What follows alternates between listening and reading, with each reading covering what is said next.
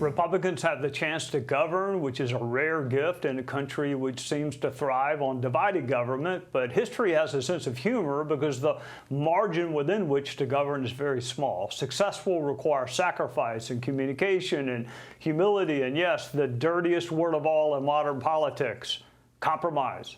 Not with the other side, with your own side. The initial R may look the same, but what propelled each House Republican to victory could be very different. What wins in the Deep South may not win in New York or California or other blue states. Some Republicans can just wake up and win. It doesn't matter how they vote, what they say, how they comport themselves. They will win in November. Others have to thread the needle every 2 years. So would you rather be in the majority but have to work together and compromise with your teammates, or would you rather be in the minority and let the Democrats run the show? The next few months may answer that question. Joining us is Olivia Beavers with the Wall Street Journal. Welcome, Olivia. Congratulations on escaping prison Politico. Where does the House GOP stand on the tough issues to work through? Medicaid, SALT, pay-fors, tax rates for rich people like you? No, definitely not for me, Trey, but this week is going to be crucial. In the next 2 days, we're going to be seeing the key committees releasing their text, basically inking what they're going to do in terms of spending cuts, where money is going for the Energy and Commerce Committee and then the Ways and Means Committee. And those tie into two of the more controversial areas that Republicans are looking to either make cuts or, make changes to social security programs like Medicaid, and also dealing with an issue that's near and dear to people with in New York, New Jersey, and California, known as SALT, state and local tax. And so we're probably going to see a big kaboom as negotiations go underway. One of the things that we've sort of been tracking is this what looks like about to be a collision course of ideas of what the bill is going to look like, from the centrist to the conservatives. Conservatives want $2 trillion in cuts, $1.5 trillion being the minimum, and centrists are saying, hey, we don't mind cuts, but you just can't touch all these programs that conservatives are looking at to get those numbers. Olivia, the Freedom Caucus went to bomb-making school a long time ago, and they learned how to blow things up. Have other factions within the GOP conference figured out how to play that game, too?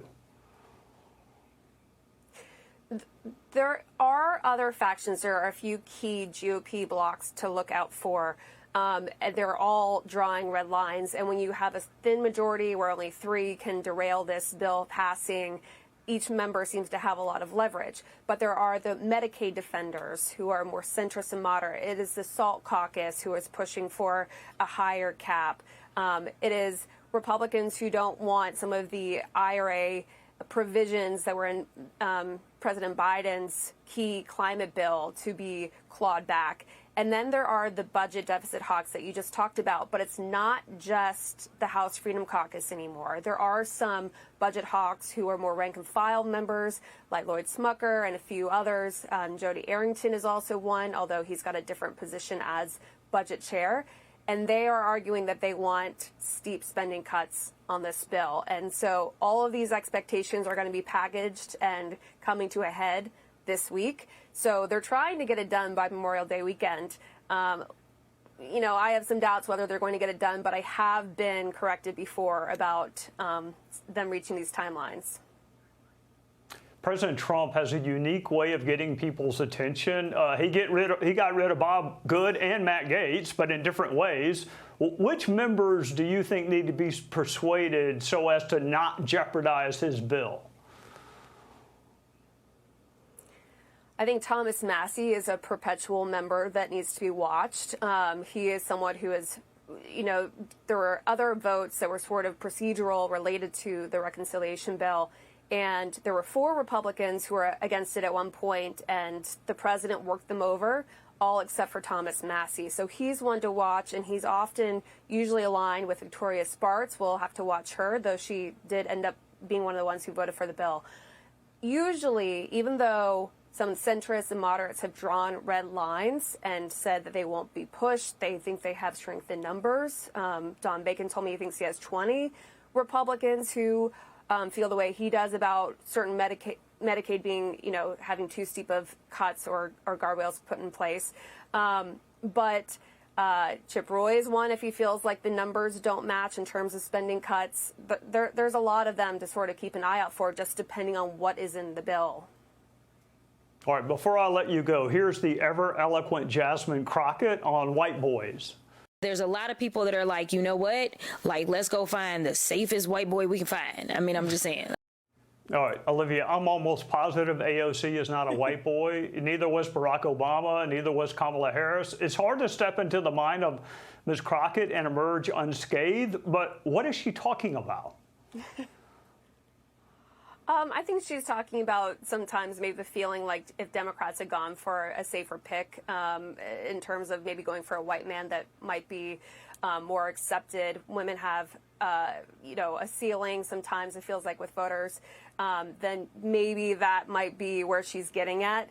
But already we're seeing the Democratic bench starting to stick their neck out. Usually there's a sign of if they're trying to gain name ID. You're seeing more podcasts from people like Governor Newsom. Andy Bashir is starting to come out.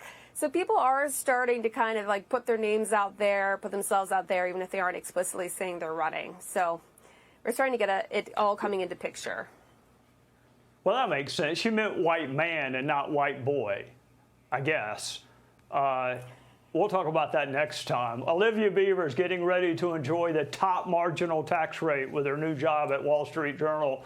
Thank you for joining us on a Sunday night. Thanks, Take Trey. care. Hey, Sean Hannity here. Hey, click here to subscribe to Fox News YouTube page and catch our hottest interviews and most compelling analysis. You will not get it anywhere else.